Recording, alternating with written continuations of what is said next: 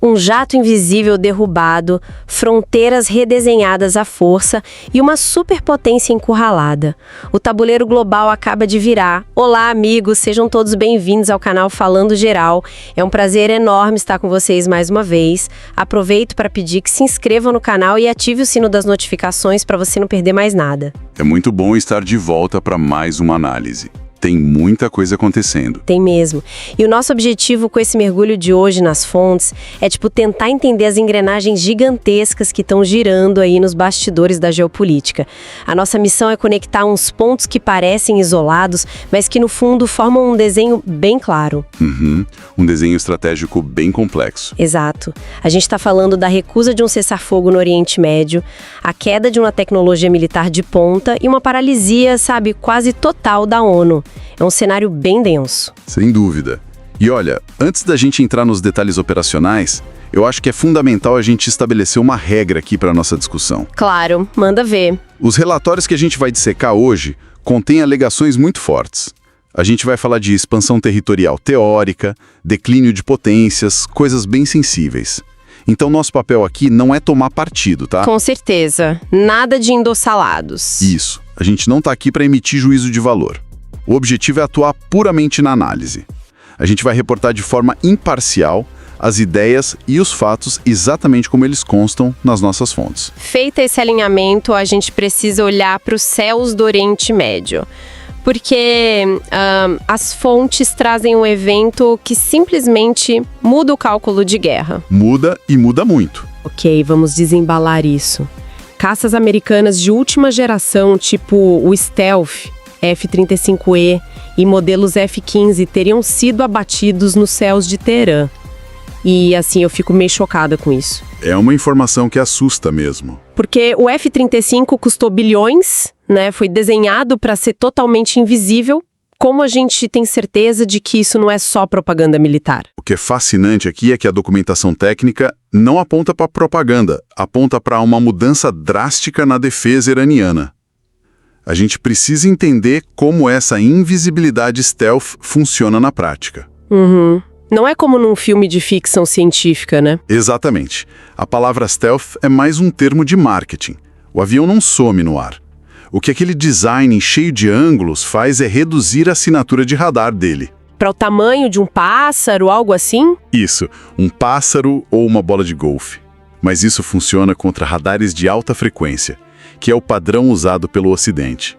Só que os dados indicam que o Irã recebeu uma tecnologia antiaérea moderníssima. Tecnologia russa, provavelmente. Quase certamente russa, ou talvez chinesa. Eles estão usando radares de banda VHF. E o que muda com essa frequência VHF, na prática mesmo? Muda a física da coisa. As ondas VHF são bem longas, de 1 a 2 metros. Então, elas não são enganadas pelo formato do caça. Elas entram em ressonância com o avião inteiro. Caramba! Então o radar consegue literalmente enxergar o F-35? Sim, ele enxerga. O problema histórico era que o radar VHF só dizia que o avião estava numa área enorme.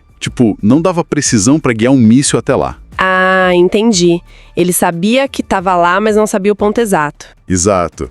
Mas a revolução tecnológica agora é que eles integraram esses radares VHF com um processamento de dados absurdo e sensores térmicos. O sistema lança o míssil para aquela área geral e o sensor do míssil busca o calor do motor. Nossa! Então o teto tecnológico foi rompido de vez. É como estar num jogo de pôquer de altas cifras e o adversário subitamente colocar na mesa uma carta que nem deveria existir no baralho. Essa é uma analogia perfeita. O Pentágono teve que alertar a presidência americana de que o jogo mudou. Os danos seriam reais demais. E isso significa um recuo tático ou é um sinal de fraqueza real da força americana?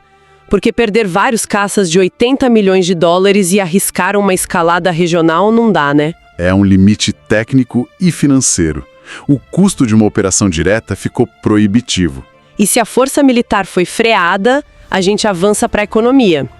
Porque alguém está lucrando muito com essa tensão contínua. Sempre tem alguém lucrando. Pois é, a ameaça de guerra elevou o preço do petróleo para quase $100 o barril. E olha os dados, o PIB da Rússia subiu para quase 2,4 trilhões, ultrapassou até economias como a do Brasil e da Espanha. Se conectarmos isso ao quadro geral, a gente vê que a Rússia se transformou numa economia de guerra super próspera. Mesmo com todas aquelas sanções do Ocidente. Principalmente por causa delas. Moscou teve que criar uma infraestrutura financeira e logística paralela. Eles montaram uma frota fantasma. Frota fantasma? Navios operando escondidos. Isso.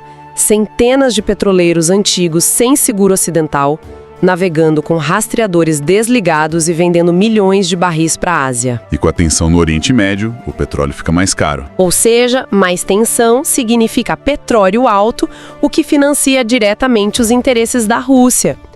Mas vem cá, a China também não está envolvida nisso porque a China importa muito energia. Parece ruim para a China comprar petróleo caro, né? Mas a gente precisa olhar para a deflação interna deles. Ah, eles estão com problema de deflação, as coisas estão perdendo valor por lá? Exatamente. O consumo caiu, os preços internos estão despencando. Uma injeção de inflação através da energia mais cara ajuda a combater essa deflação. E tem um fator estratégico também. Qual fator? Eles assistem em silêncio enquanto o Ocidente gasta rios de dinheiro tentando gerenciar essas crises. Isso cria uma dependência global das infraestruturas de apoio que a China vem construindo. É impressionante como tudo está interligado, né? E olha, falando em construir infraestrutura e manter as coisas rodando, eu vou fazer uma pausa rapidinho aqui. Fica à vontade. Pessoal, para a gente continuar trazendo análises tão profundas e independentes, destrinchando todos esses relatórios para vocês, o nosso canal conta com a vaquinha online. É o que mantém o projeto vivo, né? Com certeza.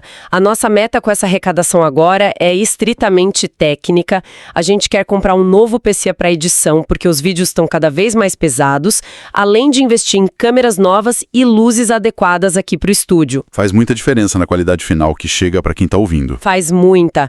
Então, qualquer contribuição na vaquinha ajuda demais a melhorar o nosso trabalho.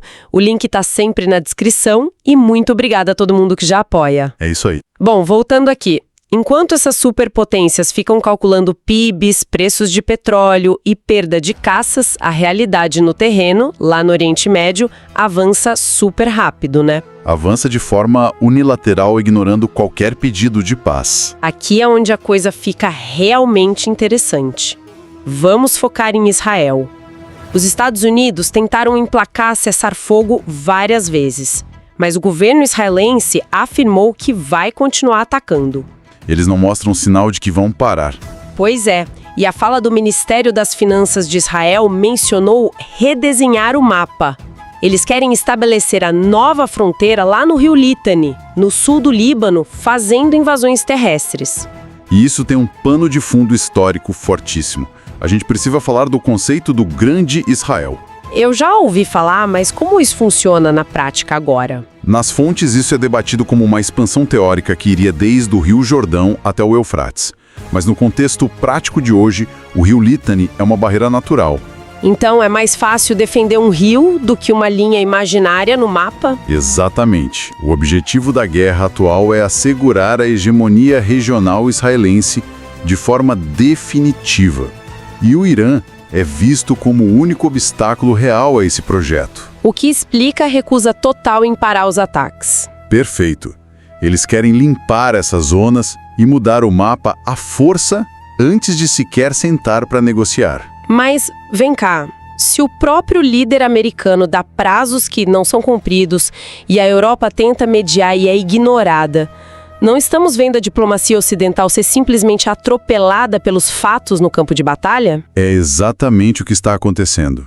E os formuladores dessa política em Israel enxergam que essa é uma janela de oportunidade.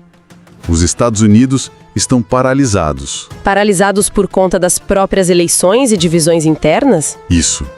Eles não podem abandonar Israel por questões políticas internas, mas também não têm capacidade de controlar as ações deles no terreno. As fontes revelam que os Estados Unidos estão sendo vistos como uma, abre aspas, superpotência em declínio e acuada. E uma superpotência acuada é um animal perigoso. Sem dúvida.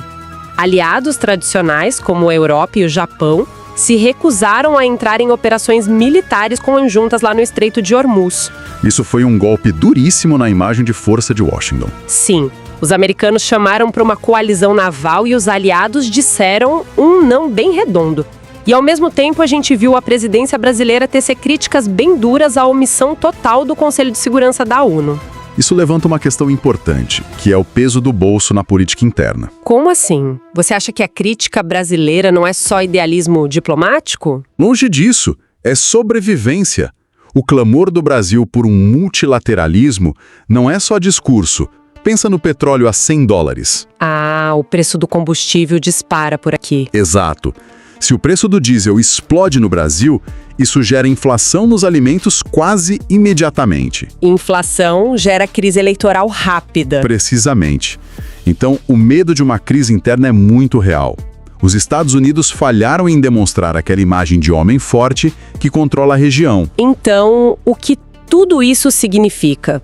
Para mim, parece que a ONU se transformou num árbitro sem apito, correndo no meio de uma final de campeonato. Boa analogia. Os jogadores ignoram as regras completamente e a torcida americana lá na arquibancada já percebeu que o time deles não manda mais no estádio. E é bem por aí.